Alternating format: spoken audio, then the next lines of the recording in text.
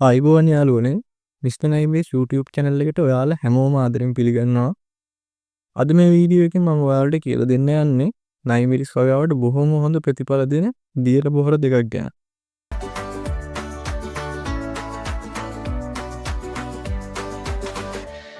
බොහෝ දෙනාට තියෙන ප්‍රශ්නයක් තමයි ගස් වස්සලට තියෙනවා මලුත් වෙනවා හැබැයි කරල් හරි වෙලාවට බැඳෙන්නේ නැති එක. බැඳුනත් මල් වැටෙනවා නයිමිරිස් හරි බරකුත් නැහැ. ඒකට ලොකුම හේතුව තමයි ගස් වලට අවශ්‍ය පෝෂණය හරි වෙලාවට ලැබෙන්නේ නැති එක. ඉතින් මම මගේ වගාවට මේ දියර පොහොර දෙක මම පාවිච්චි කරනවා. ඒ දෙක තමයි K+ දියර පොහොර එකයි Flori+ දියර පොහොර එකයි.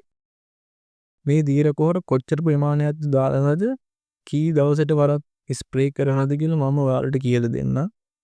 මේ බෝතලේ තියෙන පියන එකක් වතුර ලීටරයකට කවලම් කරලා Flori+ එකයි K+ එකයි සතියෙන් සතිය මාරුවෙන් මාරුවට ස්ප්‍රේ කරන්න.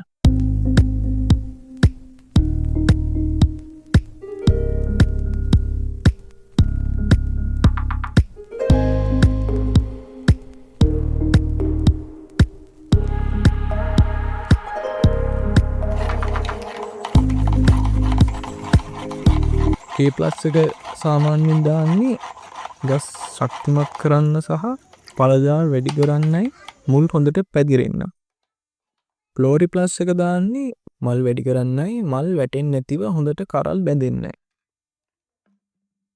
මම මේ දෙක දාන්න පටන් ගත්තට පස්සේ මට දැනුණු වෙනසක් තමයි මල් වැඩි වුණා අලුතින් එක කරල් එහෙමත් හොඳට පුෂ්ටිමත් කරල් එන්න ගත්තා. අඩු වීගෙන ආව පළදාව ගොඩක් වැඩි වුණා.